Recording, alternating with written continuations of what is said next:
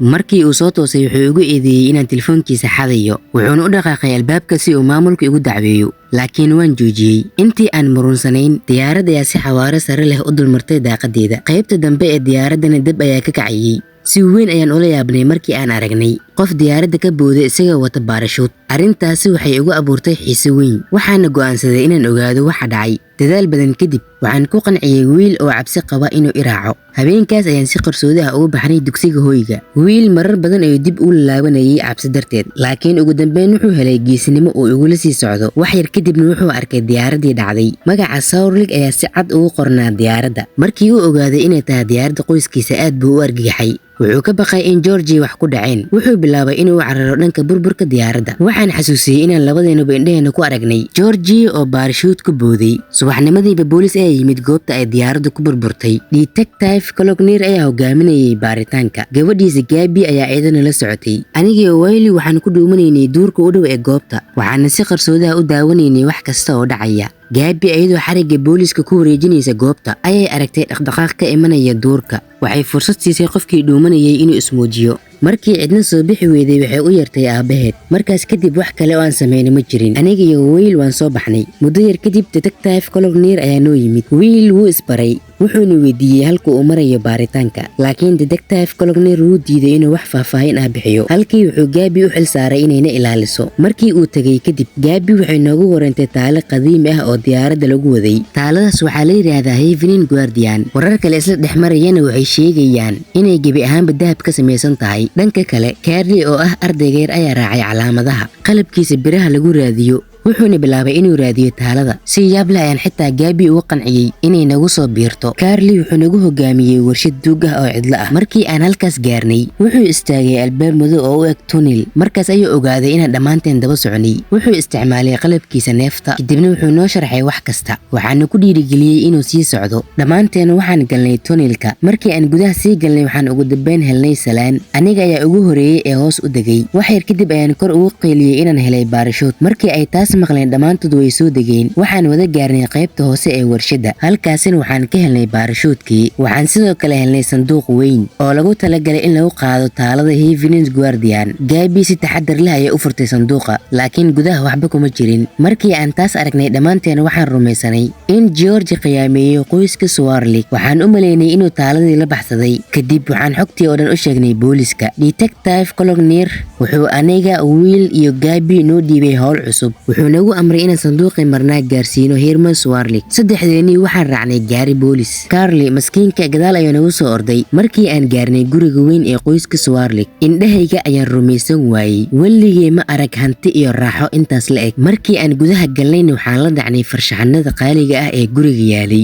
halkaas waxaan kula kulannay kaaliyaha Herman oo lagu magacaabo Mrs Mauser wax yar kadibna Herman ayaa yimid markii uu arkay sanduuqii marnaa wuxuu shaaciyay sir aad u weyn wuxuu noo sheegay in taaladii diyaaradda lagu qaaday aysan ahayntii dhabta ahayd waxay ahayd nuqul been abuur oo keliya taaladii dhabta ahayd meel kale oo ammaan ah ayaa lagu keediyey Herman wuxuu inoo sheegay inuu George ka shakisanaa muddo 3 bilood ah taas darteed ayuu si ula kac ah diyaaradda u saaray taalada been abuurka ah wuxuu rabay in George haddii uu yahay qaacin uu iskiisa isu soo bandhigo ugu dambeyntiina sidaas ayay dhab ahaan u dhacday laakiin Butco weli uu walwalsanaa wuxuu weydiiyay halka ay hooyadiis ku sugan tahay waxaa loo sheegay inay ka qayb galayso kulan tamar oo uu hogaaminayo nin indhoole ah oo lagu magacaabo Raymond sidii qof magaciisa loo yeeray ayuu Raymond Salim Filana u soo muuqday wax yar kadib waxaa timid Mrs Sourlig waxay qof walba si diiran ugu salaantay habsiin waxaa la socday eegeeda Raymond oo lagu magacaabo Oscar markii Herman arkay Oscar aad buu u dhibsaday wuxuu isla markiiba furtay shukulaato oo bilaabay inuu cuno si uu walbahaarka isaga dejiyo muddo kadib Herman ayaa nagu kaxeeyay baabuurkiisa intii aan jidka ku jirnay ayuu qoslay wuxuu qirtay inuusan xitaa xasuusan markii ugu dambeysay ee uu isaga baabuur kaxeeyo sababtoo ah wuxuu mar walba leeyahay darwal u gaar ah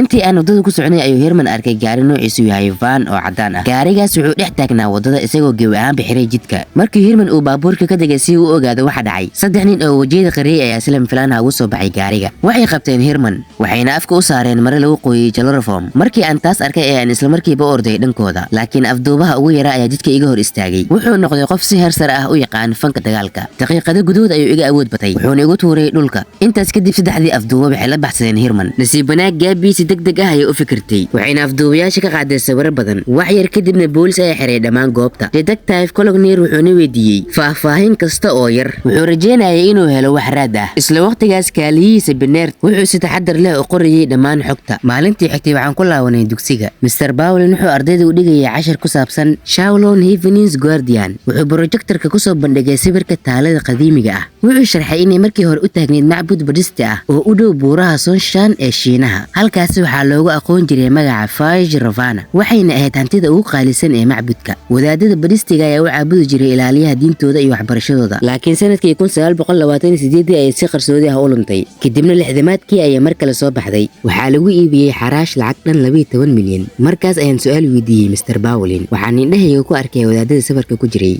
Waxaan rabay inaan ogaado waxa ay sameynayeen. Mr. Bowlin wuxuu sharxay in wadaadadii hore ay baran jireen farsamooyin neefsasho oo gaar ah. Farsamooyinkaas ayaa u ogolaan jiray inay muddo dheer ku jiraan fikir degan. Markii dambe farsamooyinkaas waxay qayb ka noqdeen tababarkooda fanka dagaalka.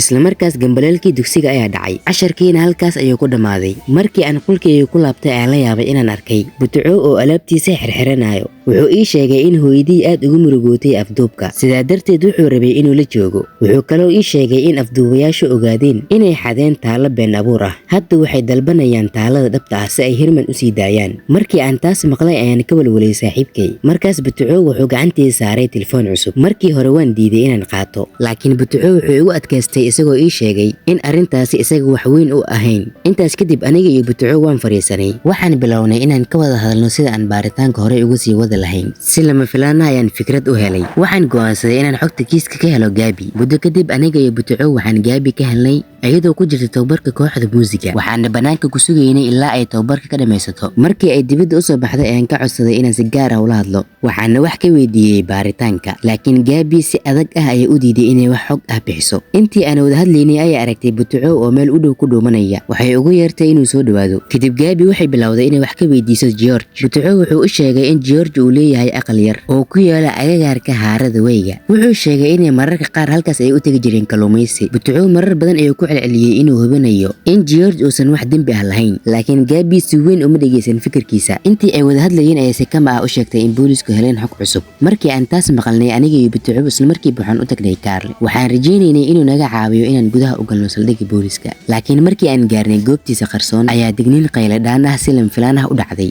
Carly oo argagaxay ayaa banaanka u soo orday. markii uu ogaaday inaan wax khatar ah jirin ayuu damiyey qalabkii digniinta. kadib isagoo degan ayuuna weydiiyey inaan u nimid inaan u dhiibno shaqadii guriga. kadib waan qoslay. waxaan u sheegay inaan shaqo guri u iman, waxaan u nimid howl aad u gaar ah. markii uu taas maqlay Carly aad buu u farxay. saddexdeennii si aamusnaan ayaan ugu dhaqaaqnay saldhigga booliska. isla waqtigaas Detective Colognir iyo Gabby iyagana waxay ku sugnaayeen saldhigga. taasi waxay nagu qasabtay inaan si taxaddar leh u dhaqaaqno inagoo isqarinayna. markii aan gaarnay albaabka weyn, Carly wuxuu laabtoobkiisa ku xiray qufulka amniga. wuxuu bilaabay barnaamijkiisii jebinta furaha sirta ah. nasiib darro, bateriga laabtoobka ayaa dhammaaday ka hor inta uusan shaqada dhammayn. isla waqtigaas Butuco ayaa si kama ah ugu tiirsaday albaabka. wuxuu ogaaday inuu albaabka markii horeba furnaa. saddexdeennii ayaan is eegnay inagoo la yaaban. waxaan ogaanay in dadaalkii oo dhan uu ahaa mid aan loo baahnayn. dhanka kale Gabby waxay la fadhiday aabaheed Detective Colognir. waxay ku maaweelinaysay iyada u garaacaysa buunkeeda. intii ay wada hadlayeen ayaa si caadi ah u xustay aqalka George ee ku yaala hurdada wayga. laakiin Detective Colognir wuxuu si adag ah ugu sheegay inay joojiso faragelinta baaritaanka. isla waqtigaas aniga, Butuco iyo Carly waxaan horay u gaarnay gudaha saldhigga booliska.